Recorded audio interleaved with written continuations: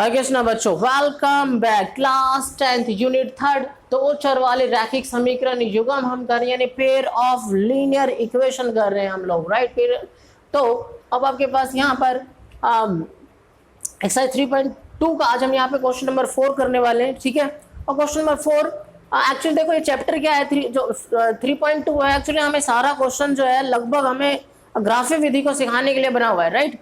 लेकिन अभी यहाँ पर आपको देखो अभी इस क्वेश्चन में आपके पास पूछा गया निम्नलिखित रैखिक समीकरणों के युग्मों में से कौन कौन से युग्म क्या है, संगत या असंगत है, आपको ये जवाब देना है, ठीक है। और यदि संगत है तो ग्राफिक विधि से उसे हमें हल करना है बेटा, ठीक है ना।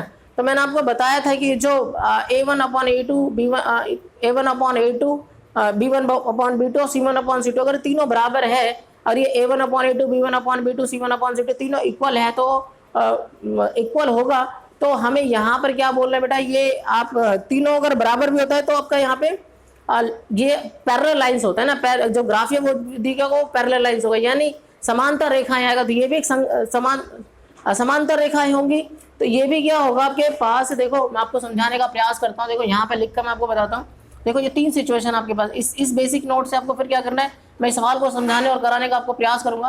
तो देखो आपके पास देखो यहाँ पे a1/a2 है ना, b1/b2 और ये वो c1/c2 है ना। तो अगर बेटा आपके पास सपोज यहाँ पर ये पहला सिचुएशन क्या होगा कि यहाँ पर अगर ये कट है तो इसे हम क्या बोलते हैं, अद्वितीय हल। क्या बोलते हैं बेटा, अद्वितीय हल। फिर से देखो ये मैं बार बार हर वीडियो में समझाने का प्रयास कर रहा हूँ, पिछले वीडियो में भी मैंने आपको समझाया था, इसको क्या बोलते हैं, अद्वितीय हल। और अगर इसका दूसरा नाम मैं बोलूँ तो ये क्या, संगत हल। जिसका हल होगा वो संगत होगा। आपको याद रखना, संगत असंगत का मतलब जिसका हल वो संगत है, जिसका हल नहीं है वो संगत नहीं है। तो दूसरा सिचुएशन क्या बनता है बेटा, a1/a2 और b1/b2 और ये होगा c1/c2, ठीक है। तो यहाँ पर क्या होगा, इसको हम बोलते हैं कि जो इसकी जो लाइन आएगा ना, इसका जो लाइन होगा वो एक दूसरे को, ये होगा आपके पास अपरिमित हल है ना, अपरिमित मतलब अनेक हल। और इसी क्या होगा, इसका जो लाइन होगा बेटा, अपरिमित हल में क्या होता है, जब अपरिमित हल होगा तो क्या होगा, संगत होगा। और इसको ग्राफिक विधि से अगर मैं बोलूं तो ये एक दूसरे को ऊपर क्या करेंगे, ये चढ़ जाते हैं ना एक दूसरे को ऊपर। ये जो ग्राफ होता है बेटा वो एक दूसरे को ऊपर, जो लाइन होते हैं एक दूसरे को ऊपर बिल्कुल ओवरलैप हो जाता है ना। और इस अद्वितीय रेखा में क्या होता है बेटा, आपके पास क्रॉस होता है, इसलिए इसका एक हल निकल के आता है ना। एक अद्वितीय हल होता है यानी एक्स वाई का एक एक मान निकल के आएगा। अपरिमित रूप से क्या होगा कि एक दूसरे के ऊपर क्या होता है, वो लाइनें चढ़ जाती है। और तीसरा सिचुएशन क्या होता है बेटा, a1/a2 b1/b2 और c1/c2 और ये नॉट इक्वल टू होता है, तो इसका कोई हल नहीं। और रेखाएं क्या होती है बेटा, कोई हल नहीं होता। और जो रेखा होती है वो पैरेलल लाइन जाती है, तो कभी एक दूसरे को नहीं काटती, तो उसका हल नहीं निकलता। तो इसको हम बोलते हैं असंगत हल, राइट। तो अगर आपके पास जो भी क्वेश्चन ये आ रहा है, इसमें आपके पास 4 क्वेश्चन है, यहाँ पे हम 2 क्वेश्चन कवर करने का प्रयास करेंगे। तो अगर ये वाला सिचुएशन आ रहा है किसी भी सवाल में, अगर आपके पास ये वाला सिचुएशन जनरेट हो रहा है, तो आपको बोलना है कि ये असंगत, इस समीकरण का असंगत हल है और आगे आपको नहीं करना। लेकिन अगर ये दोनों सिचुएशन आ रहा है ना, ये दोनों सिचुएशन संगत हल वाला, यानी ये दोनों सिचुएशन जनरेट हो रहा है, तो आपको बोलना है समीकरण का संगत हल है। समीकरण का क्या है, संगत हल है। और आप उसका फिर आपको ग्राफिक विधि से क्या करना है बेटा, उसको हल भी करना है, ठीक है ना। तो यहाँ पर मैं आपको ये जो पहला क्वेश्चन है वो मैं आपको करके दिखाता हूँ। देखो ये जो पहला क्वेश्चन आपके पास है, आपको इस पॉइंटों को ध्यान रखना है। ये जो मैं पॉइंट, ये मैंने बेसिक फंडामेंटल के नोट देकर मैंने आपको बहुत अच्छे तरीके से समझाने का प्रयास भी किया होगा, ठीक है ना। तो यहाँ पर जो सॉल्यूशन है पहले क्वेश्चन का, आपके पास देखो x प्लस में y = 5 और ये आपके पास 2x प्लस में 2y = 10 है बेटा, है ना। तो यहाँ पे हम क्या करेंगे, चेक करेंगे a1/a2, ये हो जाएगा b1/b2 और ये हो जाएगा c1/c2।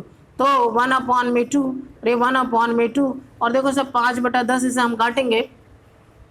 तो ये अगर देखो ये a1 क्या होता है, x के साथ जो लिखा होता है a1, और ये x के साथ जो ऊपर लिखा हुआ है वो a1/a2 होता है। तो y के साथ जो अंक है कोफिशिएंट है वो b1 b2 होता है, और जो तीसरा है यानी 5 और 10 होता है c1 c2 होता है। और तो मैंने यहाँ a1/a2 की जो इसकी वैल्यू रख, देखो यहाँ पे x के साथ कुछ नहीं है तो 1 है, तो 1/2 गया। y के साथ कुछ नहीं है तो यहाँ पे 2 है तो 1/2 गया, और ये 5/10 होगा, ठीक है ना। तो इसे मैं काटूंगा तो ये आ गया 1/2 बराबर 1/2 बराबर 1/2। यहाँ पे तीनों क्या है, बराबर है। तीनों अगर बराबर होगा तो यहाँ पे हम क्या लिख सकते हैं, आते समीकरण का है ना, अपरिमित रूप से अनेक हल है, अपरिमित रूप से अनेक हल, अगर अनेक हल होगा तो ये क्या संगत है ना, अनेक हल है। या आप लिख सकते हो समीकरण की रेखाएं, देखो तीनों बातें लिख, तीनों बातें एक ही है, समीकरण की रेखाएं संपाती है, ये भी संपाती मतलब एक दूसरे के ऊपर ओवरलैप करेगा ना, जब सब ग्राफ खींचेगा, अभी मैं ग्राफ खींच के भी दिखाऊंगा आपको, तो ये एक दूसरे की जो लाइन है वो क्या करेगा, वो एक दूसरे को ओवरलैप करेगा, ठीक है। और तीसरी बात, ये तीसरी बात भी लिख सकते, तीसरी बात क्या है, समीकरण का युग्म, कौन से समीकरण युग्म जो है, समीकरण युग्म जो है वो संगत है। संगत मतलब हल निकल, संगत का मतलब होता है कंसिस्टेंट और कंसिस्टेंट मतलब इसका, इस समीकरण का हल निकाला जा सकता है, और इनकंसिस्टेंट असंगत मतलब समीकरण का हल नहीं निकाला जाता, इसको इनकंसिस्टेंट बोलते हैं। समीकरण युग्म का हल संगत है, ठीक है ना, समीकरण युग्म कह सकते हो संगत है, समीकरण युग्म क्या संगत, संगत इसलिए क्योंकि इसका हल निकाला सकता है। तो आपको अभी क्वेश्चन में ना ये क्वेश्चन पूछा जा रहा है, इन अगर इसका आंसर, ये तीनों एक ही आंसर है, अगर अनेक हल भी बोल सकते हो, समान संपाती रेखा, लेकिन अभी क्वेश्चन में संगत संगत बोला तो आप ये बात बताओगे आप, ठीक है ना। अब क्वेश्चन बात ये उठती है कि जब संगत है तो फिर क्वेश्चन में बोला हुआ यदि संगत है तो उसको ग्राफी विधि से हल करना है, तो ग्राफी विधि से हम हल करते हैं। तो बेटा आपको ग्राफी विधि से हल करने के लिए आपको पता है फिर क्या करना पड़ेगा, आपको टेबल जनरेट करना पड़ेगा, ठीक है ना। तो मैं यहाँ पे आपको क्या करता हूँ, टेबल जनरेट करके दिखाता हूँ बेटा, ठीक है। तो मैं देखो यहाँ पे मैंने पहला समीकरण लिया आपका x प्लस में y इक्वल टू 5, क्योंकि बेटा टेबल की तो बात बनेगी नहीं, ठीक है ना। तो मैंने समीकरण लिया, तो यहाँ पर मैंने क्या किया बेटा तो यहाँ पर देखो, यहाँ इसको मैं मैंने क्या किया कि इसको y के फॉर्म में लिख लेता हूँ। तो आता है ये, यहाँ पे मैंने अब y को यहीं छोड़ा है ना, और ये जो x है बेटा इधर आ जाएगा, x क्या हो जाएगा, इधर आ जाएगा, ठीक है। जब x इधर आ जाएगा तो ये आपका अकेला y छूटा, तो यहाँ पे हम क्या करेंगे, अब टेबल बनाएंगे यदि तो करके ना, यदि और तो यदि क्या है, यदि आपके पास, यदि मैं x बराबर क्या लेता हूँ, 0 लेता हूँ, या ऐसा भी हम डायरेक्ट भी कर सकते थे, ठीक है ना। आप यदि x बराबर मैंने 0 लिया तो, या 2 लिया, 3 लिया, कुछ भी लिख सकते हैं, ऐसी कोई बात नहीं है कि आपको कुछ मतलब मैंने 0 लिया तो आपको बिल्कुल फिक्स 0 लिखना। आप यहाँ पे यदि x बराबर 2 भी लिख सकते हो, तो y की जो वैल्यू बेटा क्या आ जाएगा, 5 माइनस में x की जगह 2 रखा हो तो y की वैल्यू क्या आ जाएगा, 3 आ जाएगा। अब यहाँ पे फिर से कर सकते हो, यदि x बराबर आपने क्या ले लिया, 3 ले लिया, तो y बराबर क्या होगा बेटा, तो y बराबर क्या हो जाएगा आपके पास 5 माइनस में x है ना, तो ये 5 माइनस में 3 क्या, तो y बराबर क्या आ गया, 2 आ गया, ठीक है। अब मैं दूसरे समीकरण की बात कर रहा हूँ तो यहाँ पे जो इसका टेबल मैं जनरेट कर सकता हूँ, वो इस तरीके से टेबल जनरेट हो जाएगा एक्स वाई। यदि x बराबर कितना है, 2 है, तो y बराबर 3 आया, यदि y बराबर x बराबर 3 है, x बराबर में 3 है, तो y बराबर क्या है, 2 है। तो मैं टेबल में लिख दिया मैंने। अब मैं दूसरे समीकरण की बात करूंगा इसकी, है ना। ये देखो यहाँ पे समीकरण है 2x प्लस में 2y इक्वल टू क्या है, देखो मैं यहीं लिख के दिखाता हूँ आपको, ताकि ग्राफ में ऊपर दिखा, यहाँ पे दिखाता है कि आप कंपेरिजन अच्छे तरीके से कर पाओ। तो देखो यहाँ पे क्या है, 2x प्लस में 2y इक्वल टू 10 है बेटा। तो यहाँ से देखो मैं 2y कॉमन ले सकता हूँ, है ना, 2 मैंने कॉमन ले लिया इन दो यहाँ से, तो यहाँ बच गया x प्लस में y। और आप ध्यान दो तो x प्लस में y ना, ये जो 2 गुना में तो क्या बट्टे में आ जाएगा, तो x प्लस में y बराबर क्या आ गया, 5 आ गया, ठीक है बेटा। तो देखो समीकरण, देखो ये वाला समीकरण 1, ये जो समीकरण 1 था, है ना, ये समीकरण फर्स्ट था और ये समीकरण 2 था।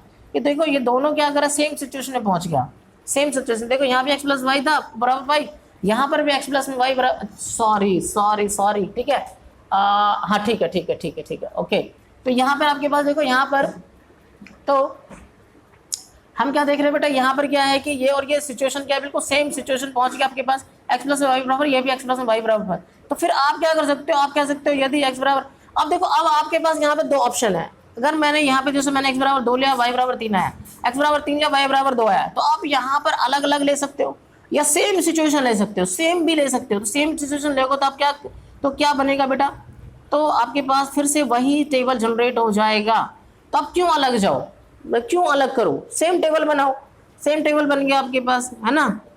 अगर आप अलग अलग भी लेंगे तो बेटा ऐसा नहीं है कि आपका जो ग्राफ, आपकी जो ग्राफ लाइन है वो कहीं और जाएगी, ग्राफ लाइन बिल्कुल सेम एक दूसरे पर ओवरलैप ही करेगा ना, संपाती ही होगा, इस बात में कोई शक नहीं। ये जो लाइन मैंने लिखा संपाती होगा, अब देखो संपाती होता है कि मैं आपको बताता हूँ ग्राफ खींच कर। देखो यहाँ पर क्या है, मैंने ये ले लिया ना, ये मैंने ले लिया 1 2 3 3 और ये ले लो 4, ठीक है बेटा, 1 2 3 और 4, ठीक है। तो यहाँ पे 1 2 3 और 4 यानी -1 -2 -3 -4, ठीक है बेटा। और यहाँ पर देखो 1 2 3 और ये 4 हो गया, ये 1 2 3 और ये क्या 4 हो, तो 1 2 3 4 मैंने फटाफट पहले मैं काटते तक जनरेट कर रहा हूँ बेटा, ठीक है, क्विकली, राइट। तो मैं ताकि आपको यहाँ पे -1 -2 -3 -4, अब देखो मैं आपको समझाने का प्रयास करता हूँ। देखो मैंने पहला टेबल यूज कर रहा हूँ पहले, यानी इस इक्वेशन के लिए मैं ग्राफ लाइन खींच रहा हूँ, ठीक है। तो x बराबर 2 है, x बराबर 2 तो y बराबर कितना बेटा 3 है, तो यहाँ पे आ जाएगा ये ग्राफ लाइन, ठीक है। और जब x बराबर 3 है तो y बराबर 2 है, तो ये ग्राफ लाइन बेटा आपके पास यहाँ पे पहुंच गया यहाँ पर, और फिर आप क्या करेंगे, एक लाइन खींचेंगे, ठीक है, इसको ऐसे करके एक लाइन खींच दिया। तो यानी यहाँ पर देखो आप क्या देख रहे हैं कि यानी ये जो लाइन खींच रहा है, यानी जो लाइन खींचा वो x प्लस में y बराबर 5 के लिए, ठीक है बेटा। अब देखो जो दूसरा है अल्टीमेट, वो भी इक्वेशन जब मैंने कॉमन लिया तो वो भी सेम इक्वेशन बना, तो सेम टेबल बनाया आपने, सेम टेबल बनाया, तो फिर इस टेबल से भी क्या होगा, इस टेबल से जब मैं पॉइंट लगाऊंगा तो फिर वापस ये पॉइंट यहीं आएगा। अगर आप सपोज अलग अलग आपने ले लिया है ना, तो ऐसा भी आप करके देखो, सेम पॉइंट और आप दिखा सकते हो कि यहाँ पे फिर से एक लाइन और खींच देंगे, इसी के ऊपर ओवरलैप हो जाएगा, और आप यहाँ दिखा सकते हो कि आपके पास 2x प्लस में 2y = 10 के लिए भी यही लाइन है, ठीक है ना। अच्छा एक बात और हम यहाँ पे देख सकते हैं, एक बार और क्या देख सकते हो कि अगर आप कहो कि नहीं मैं तो सेम नहीं लेना चाहता, मैं अलग अलग टेबल, तो फिर क्या, फिर भी ओवरलैप होगा क्या, फिर भी जो लाइन है वो ओवरलैप होगा, बिल्कुल होगा। मैं आपको करके दिखाता हूँ, देखो। तो मैंने क्या किया, x बराबर मैंने ले लिया बेटा, आपके पास x बराबर मैंने ले लिया, सपोज मैंने 1 ले लिया, तो y बराबर क्या होगा, तो y बराबर क्या होगा, देखो बेटा आपने जब x बराबर ये ले लिया, तो यहाँ पे पहले आपको ठीक करके दिखा देता हूँ कि जो y बराबर है क्या होगा, 5 - x हो गया। अब यदि मैं लेता हूँ, यदि x बराबर कितना हो गया बेटा, मैंने 1 लिया, तो y बराबर क्या हो जाएगा, y क्या हो जाएगा, 5 में से 1 गया तो क्या आ गया, 4 आ गया, ठीक है। तो यानी ये देखो यहाँ पे मैं भर सकता हूँ, यदि मैंने x लिया तो y बराबर 4 आ गया, ठीक है। और मैं यहाँ से और ले सकता हूँ, यदि x बराबर मैंने ले लिया, सपोज 0 ले लिया, तो y बराबर क्या आ गया बेटा, आपके पास 5 - में 0, तो क्या 5 दे रहा है। देखो यहाँ पे आपके पास टेबल अलग अलग है, लेकिन अभी कंफर्म हो चुका है कि अपरिमित रूप से, और देखा क्या होगा, संपाती होगा, तो आप देखो संपाती ही बनेगा। देखो यहाँ पे मैं फिर से आपको पॉइंट लेकर दिखाता हूँ, x बराबर 1 y बराबर 4, x बराबर 1 y बराबर 4, देखो यहाँ पे पॉइंट आ रहा है, बस पॉइंट कहाँ आना है, यहाँ पे आ रहा है, ठीक है। फिर मैंने x बराबर 0 तो y बराबर क्या ले लिया, मैंने 5 ले लिया, तो y बराबर अगर मैं 5 लूंगा तो ज्यादा था क्या, y को थोड़ा ऊपर करना पड़ेगा, 5 यहाँ पे आ जाएगा। तो ये जो पॉइंट है फिर भी देखो इसी लाइन पे, ये जो पॉइंट बन रहा है वो इसी लाइन पे ये पॉइंट आ रहा है, तो आप जब लाइन खींचेंगे तो ये आपको लाइन मिलेगा, यानी वो जो लाइन मिलेगा वो एक दूसरे को, जब मैं लाइन खींचूंगा तो इस लाइन के ऊपर ही दूसरी लाइन आएगी, ऐसे नहीं कि वो लाइन कहीं और से चली जाएगी या उसको काटेगा, संपाती ही लाइन होगा। आपको इस बात को समझाने का मैं प्रयास कर रहा हूँ। संपाती मतलब हम कोई ग्राफ खींच रहे हैं तो दोनों इक्वेशन का जो लाइन है वो इसी लाइन के ऊपर एक दूसरे के ऊपर ओवरलैप कर रहा है, इसी को हम क्या बोलते हैं, ओवरलैप का मतलब संपाती, और संपाती का मतलब एक लाइन दूसरे लाइन के ऊपर ही कवर हो जाना, उसको संपाती कहा जाता है, ठीक है ना। तो इस तरीके से आपका ये जो पहला क्वेश्चन था यहाँ पे ये जनरेट हुआ। तो और यहाँ पे क्योंकि हम इसका हल नहीं अलग से, क्योंकि यूनिक हल नहीं है, तो मैं यहाँ पे आपको x बराबर क्या होगा या y बराबर क्या होगा ना, ये बताना बहुत मुश्किल है, क्योंकि संपाती है। तो संपाती को देखो मैं आपको बताता हूँ, अनेक हल क्यों बोलते हैं, अनेक हल इसलिए बोलते हैं क्योंकि देखो एक हल का मतलब क्या हो, एक लाइन ऐसा क्या है कैसे, तो एक पॉइंट पे काट रहा है, इसलिए इसका अद्वितीय हल है, एक हल निकलता है, इसका आंसर निकल के आता है, x बराबर कुछ होगा, y बराबर कुछ होगा। लेकिन संपाती होता है तो एक दूसरे को वो क्या कर रहे हैं, एक लाइन खींचा, दूसरा समीकरण का भी लाइन इसके ऊपर ही खींचना पड़ रहा है, तो हर इसमें बहुत सारे बिंदु है, यहाँ पे हजारों बिंदु है, तो हर एक बिंदु क्या कर रहा है, वो एक, जब मैं दूसरी लाइन खींचा तो हजारों बिंदु, दूसरी लाइन का भी हजारों बिंदु वो एक दूसरे को काट रही है, इसलिए हम यहाँ पे बोलते हैं जब ओवरलैप हो जाता है तो हम बोलते हैं अनेक हल है, अपरिमित अनेक हल। कितने हल है हम बता नहीं सकते, अनकाउंटेबल हल है, इसलिए अपरिमित वर्ड यूज करते हैं हम। अपरिमित मतलब हम गिनती करके नहीं बता सकते कि यहाँ पे एक्स वाई का कितना हल निकल के आएगा, ठीक है ना। तो यहाँ पे हम आपको शब्दों का जो अर्थ है उसको भी समझाने का प्रयास करें, उसको समझना है, आपको इस बात को समझने का प्रयास करना है। अगर आप इन सारी बातों को गहराई से समझ लेंगे तो फिर आपके लिए सवाल सॉल्व करना क्या हो जाएगा, आसान होगा, ठीक है ना। अब मैं यहाँ पे बात कर रहा हूँ क्वेश्चन नंबर सेकंड का। क्वेश्चन नंबर सेकंड क्या है बेटा आपके पास, ये है। अब देखते हैं इसका किस प्रकार का हल है। तो फिर वही हमारा सेकंड जो पार्ट है बेटा आपके पास, ये क्वेश्चन है x माइनस में y बराबर 8। दूसरा है आपके पास 3x माइनस में 3y बराबर क्या होगा 16, ठीक है ना। तो यहाँ पे मैं चेक करता हूँ, a1 अपॉन में a2 और ये हो जाएगा आपके पास b1 अपॉन में b2 और ये हो जाएगा आपके पास c1 अपॉन में c2। तो देखो यहाँ पे x के पास कुछ नहीं है तो 1/3 और यहाँ पे क्या माइनस का 1 और ये भी हो गया 1/3 और यहाँ पे 8/16। है ना, ये 8/16 C1 माइनस माइनस कटेगा तो 1/3 बराबर 1/3 और 8 के मान 8 दूनी 16, तो यहाँ 1/2 हो गया। ये आ गया नॉट इक्वल टू, क्या आ गया नॉट इक्वल टू। देखो यहाँ पे ये, तो अगर जब ये तीसरा सिचुएशन बनता है, देखो यहाँ पे, देखो यहाँ पर देखो, जब a1/a2 b1/b2 not equal to, तो क्या बोला जाता है, समीकरण का कोई हल नहीं। जब समीकरण का कोई हल नहीं होता तो क्या होता है बेटा, उसको हम बोलते हैं असंगत, है ना। तो यहाँ पे आप बोलोगे, यहाँ पे क्या बोलोगे, समीकरण युग्म जो है वो असंगत है। असंगत मतलब इनकंसिस्टेंट है, असंगत है, असंगत मतलब, असंगत का मतलब इनकंसिस्टेंट है, इनकंसिस्ट का संगत का मतलब आप इसका हल निकाल ही नहीं सकते। अगर हल निकाल नहीं सकते तो उसी समीकरण को असंगत बोला जाता है, यानी इनकंसिस्टेंट बोला जाता है। और क्वेश्चन में जो समीकरण आपका इनकंसिस्टेंट होगा यानी असंगत होगा, उसको आप ग्राफीय विधि से हल नहीं कर सकते, या ग्राफीय विधि को आप दिखा सकते हो, लेकिन उसका जो ग्राफ है बेटा वो ऐसा जाएगा है ना, पैरेलल जाएगा, एक दूसरे को काटेगा नहीं, कोई हल निकलेगा ही नहीं। तो यहाँ पर आपसे क्वेश्चन में ये बोला हुआ है कि संगत हल होगा तो ग्राफीय विधि से हल करना है। तो यहाँ पे जो समीकरण का जो हल है वो असंगत है, इसलिए हम इसे ग्राफीय विधि पे, हम ग्राफीय विधि से हल नहीं करेंगे और ग्राफ पे इसको हम नहीं दिखाएंगे, ठीक है ना। तो आई होप कि आपको ये जो सवाल है, ये दोनों सवाल समझ में आया होगा। इसके 4 पार्ट है, दो पार्ट और भी है, अभी मैं एक वीडियो और बनाऊंगा इसके लिए, पहला और दूसरे पार्ट को कवर करता हुआ। लेकिन आपको इन दोनों पार्टों को अच्छे से सीखना है ताकि आप अगले 2 पार्ट आप आसानी से कर पाओ अपने आप भी, ठीक है ना। तो आई होप कि आपको ये समझ में आया होगा, और ये समझ में आया तो क्या करना है, यस, अपने दोस्तों को, आप अपने छोटे बड़े भाइयों को शेयर करना है उनको। और प्लीज अगर आपको अच्छा लग रहा है तो इसे कमेंट भी लिखना है कि हाँ आपको अच्छा लगा, अगर खराब भी लगे तो भी आपको कमेंट लिखना है कि यहाँ पे इंप्रूवमेंट की आवश्यकता है, ठीक है ना। तो यस, ठीक है, तो इस चैनल के साथ बने रहना है आपका। अगर इस चैनल के साथ बने रहेंगे और आप वीडियो देखेंगे तो मेरा भी उत्साह बना रहेगा, और अगर उत्साह बना रहेगा तो यस, मैं आपके लिए पूरा मैं कोशिश कर रहा हूँ कि आपको 6ठी से लेकर 12वीं तक का इस चैनल पे सारे सवाल आपको मिल जाए, ताकि हम लंबे समय तक इस चैनल के साथ जुड़े रहें और आपको 12th तक का एनसीईआरटी के सारे सॉल्यूशन आपको इस चैनल में मिले, ताकि आप मैथ में बन जाओ एक्सपर्ट, ठीक है। तो मिलते हैं अगले वीडियो के साथ, थैंक यू।